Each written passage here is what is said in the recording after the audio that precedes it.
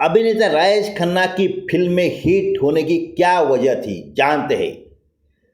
Superstar Rajesh Khanna का फिल्मों का चयन बहुत ही अंडररेटेड होता था। इस पर ज़्यादा बात नहीं हुई, जबकि उन्होंने हमेशा अच्छी और लीक से हटकर कहानियाँ चुनी थी। 1969 से 1971 तक राजेश खन्ना की लगातार 17 फिल्में सुपरहिट रही थी।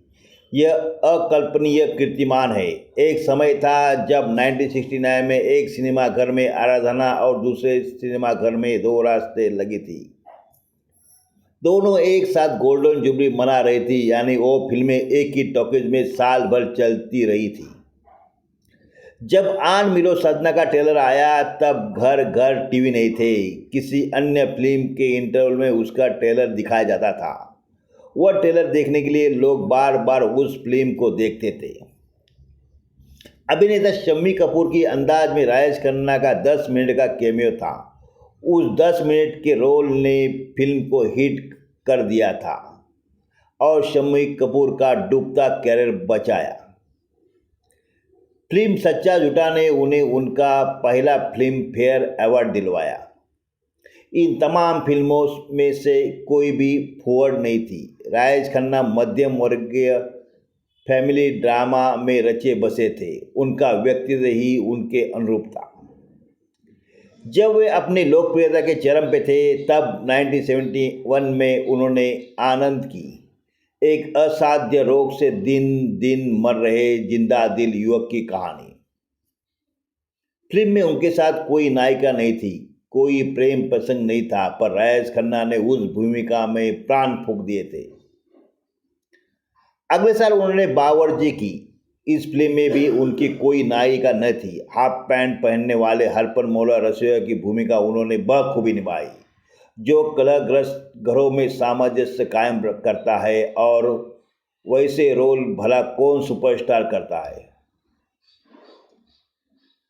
फिल्म दुश्मन की कहानी तो एकदम ही अलग थी।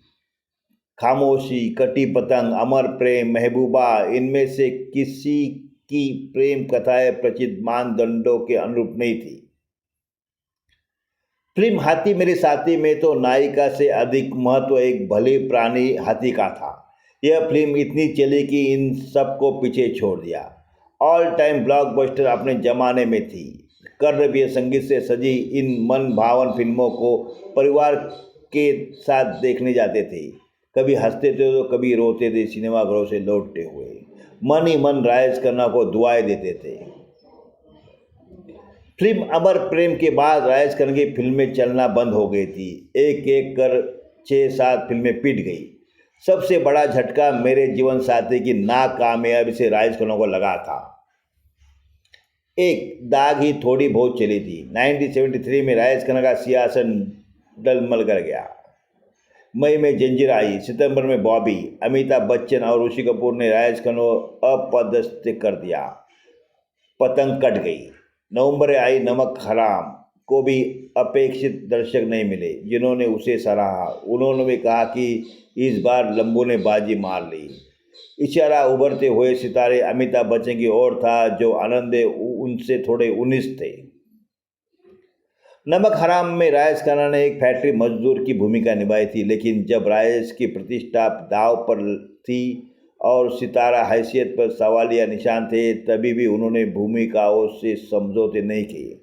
उस कठिन दौर में उन्होंने आविष्कार और आपकी कसम चुनी। आविष्कार में दाम्पत्य जीवन के तनाव के अभूतपूर्व दृश्य मनोवैज्ञानिक दृष्टिकोण से उभरे हैं।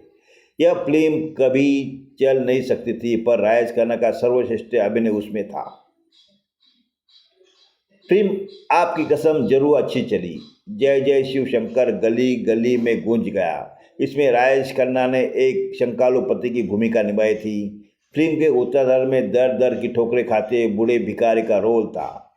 सुपर सितारे को वैसी भूमिका करने से कोई हर्ज नहीं था, क्योंकि कहानी बहुत अच्छी थी। वास्तव में राजेश खन्ना अच्छी कहानी को तुरंत परख लेते थे और वो अच्छी कहानी का बेसब्री से इंतजार करते थे। बहुत बाद में राजेश खन्ना ने कहा था, मेरी फिल्में इसलिए नहीं पिटी कि दर्शकों ने मुझे पसंद करना बंद कर दिया या दूसरे नए सितारे आ गए।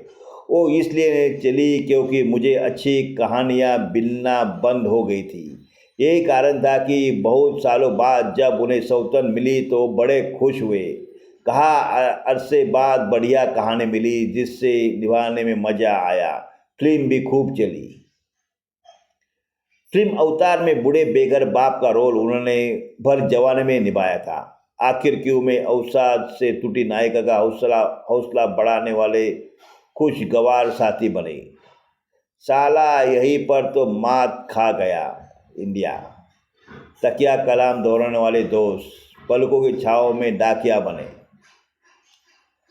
नौकरी में पैरों से लाचार बेरोजगार, जनता हवलदार में कांस्टेबल, आज का एमएलए में नेता। कितने रंग, कितनी भूमिकाएं, कितने किरदार। जब चूकी गए तब गोविंदा और मिथुन के बड़े भाई के रोल में दिखने लगे, लेकिन फैमिली ड्रामा नहीं छोड़ा। वो अमिताभ बच्चन और विनोद खन्ना की तरह मार धाड़ नहीं कर सकते थे, न ही जितेंद्र और ऋषि कपूर की तरह नाच सकते थे। वे शुरू से ही बॉय नेक्स्ट डोर थे। वह बने रहे। मासूमियत और कोमलता को व्यक्त करने वाले कलाकार थे। सौतन फिल्म का गाना है, इसीलिए मम्मी ने तुम्हें चाय पे बुलाया है। आप कह सकते हैं राजेश खन्ना वैसे युग में से थे जिन्होंने लड़कियां बड़े सर ढंग से अपने घर पर माता पिता से मिलाने ले जा सकती थी। जय हिंद, सुसंस्कृत मिलनसार लड़का। आप निश्चित हो सकते थे कि पहली भेंट में वो लड़की के माँ बाप से बड़ी अच्छी दोस्ती गांठ लेंगे। जब वे नायिका को बड़ी मिठास से ऐस कहकर बुलाते थे तो उसे सुनकर उस जमाने की लड़कियां मन कैसे तो भीग जाता होगा। उन्हें खून से खत लिखने वाली लड़कियां आज पता नहीं किस जीवन में कैसी होगी। क्या अपनी उम्र की पहली करवट को आज भी भूले से याद करती होगी। राजेश खन्ना भी उनकी कल्पनाओं में से कहीं मुस्कुराते होंगे, पल के झपकाते हुए।